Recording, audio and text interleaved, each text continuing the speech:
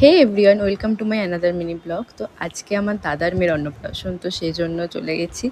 আর ওকে এত কিউট দেখতে হয়েছে না, কি বলবো। আবার এখন যেরকম হয় গায়ে হলুদ এইসবও মানে ওকেশন, তো ওকে দেখো কি কিউট। আর এত লোকজন দেখে না কি কাঁদছে। আর এখানে পুরো রেডি করা হচ্ছে সেট আপটা, যে এখানে ও ভাত খাবে আর কি।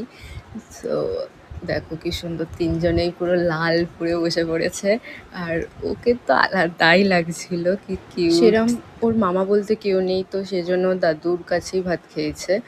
আর দেখো ভাত খাওয়ার পর কি কান্না, মানে এই ফেসটার ছবি আমাদের সবারই মনে হয় ছোটবেলার আছে, বাট আমরা ছিলাম টাকলু মাথা, আর এখনকার বাচ্চারা তো টাকলু হয়ই না। এত কিছুর পর ফাইনালি আমি ওকে পেয়েছি কোলে নেওয়ার জন্য, তাতেও দেখো না কি কান্না। আবার কিছু বললেই চুপ করে যাবে ও, মানে খুব মিষ্টি একটা মেয়ে হয়েছে যাকে বলে।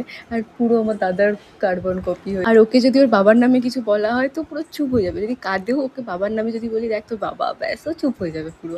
আর আমি আর আমার মা এসেছিলাম হচ্ছে আগের দিনকে, তো আমরা সেই দিনকে বেরিয়ে যেতে হয়েছিলো, কারণ সেই দিনকে আমার প্রচণ্ড চাপ ছিল। আর আমি বাড়ি এসে আবার একটা নেলসের ওয়ার্ক করে দেন আমি গেছিলাম হচ্ছে আমার দাদার বন্ধুর রেজিস্ট্রি ছিল সেখানে। তো পুরো ফুল রেডি হয়ে গেছি, আর আমি একটু লেটেই গেছিলাম, দাদা আগে চলে গেছিলো। আর আমি যখন পৌঁছেছি তখন অলরেডি মানে এঙ্গেজমেন্টও হয়ে গেছে। আমি জাস্ট গিয়ে দেখলাম কেক কাটিংটা পেয়েছিলাম ভাগ্যিস দেখতে, কারণ আর লেটে গেলে ব্যাস কেক কাটিংটা যেত, শুধু বেকার যাওয়া হতো আর কিছুই না।